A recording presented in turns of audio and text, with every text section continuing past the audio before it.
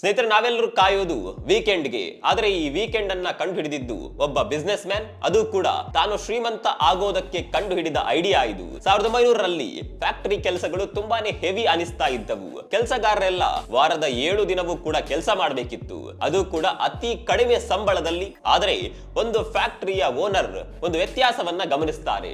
ಸದಾ ಬೇಸರದಲ್ಲಿರುವ ಮತ್ತು ಬಳಲಿರುವ ಕೆಲಸಗಾರರಿಗಿಂತ ಖುಷಿಯಲ್ಲಿರುವ ವರ್ಕರ್ಸ್ ಉತ್ತಮವಾಗಿ ಹೆಚ್ಚು ವಸ್ತುಗಳನ್ನ ತಯಾರಿ ಮಾಡ್ತಾ ಇದ್ರು. ಆ ಫ್ಯಾಕ್ಟರಿ ಓನರ್ ಬೇರೆ ಯಾರು ಅಲ್ಲ, ಹೆನ್ರಿ ಫೋರ್ಡ್. ಅವರು ವರ್ಕರ್ಸ್ ನ ಸ್ಯಾಲರಿಯನ್ನ ಹೆಚ್ಚಿಸ್ತಾರೆ, ಜೊತೆಗೆ ಅವರ ಶಿಫ್ಟ್ ಟೈಮಿಂಗ್ ಅನ್ನ ಕೂಡ ಕಡಿಮೆ ಮಾಡ್ತಾರೆ. ಇದರಿಂದ ಅತ್ಯುತ್ತಮ ಕಾರುಗಳು ವರ್ಕರ್ಸ್ ರಿಂದ ನಿರ್ಮಾಣಗೊಳ್ಳುತ್ತವೆ.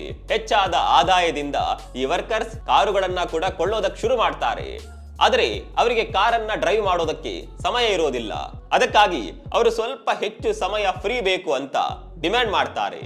ಇದು ಹೆನ್ರಿ ಫೋರ್ಡ್ ರನ್ನ ಸಂಕಷ್ಟಕ್ಕೆ ಸಿಲುಕುವಂತೆ ಮಾಡುತ್ತೆ. ಯಾಕಂದ್ರೆ ಅವರು ಆಗ್ಲೇ ಹೆಚ್ಚು ಸಂಬಳ ನೀಡಿ ವರ್ಕ್ ಟೈಮಿಂಗ್ ಕೂಡ ಕಡಿಮೆ ಮಾಡಿ ಆಗಿತ್ತು.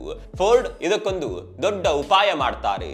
ಅವರು ಕೆಲಸಗಾರರಿಗೆ ವೀಕೆಂಡ್ ಲೀವ್ ಕೊಡ್ತಾರೆ, ಜೊತೆಗೆ ಕಂಪನಿಯ ಕಾರ್ಮಿಕರಿಗೆ ಡಿಸ್ಕೌಂಟ್ ಕೊಡ್ತಾರೆ. ಇದರ ಪರಿಣಾಮ 1,000ಕ್ಕಿಂತ ಹೆಚ್ಚು ಕಾರುಗಳು ಅವರ ಕಂಪನಿಯ ಉದ್ಯೋಗಿಗಳಿಗೆ ಸೇಲ್ ಆಗುತ್ತೆ. ಇದು ಈಗ ಫೋರ್ಡ್ ತಮ್ಮದೇ ಸ್ವಂತ ಕಾರುಗಳನ್ನ ಅದೇ ಕಂಪನಿಯ ಉದ್ಯೋಗಿಗಳಿಗೆ ಮಾರಾಟ ಮಾಡಿ ಆದಾಯ ಗಳಿಸ್ತಾರೆ.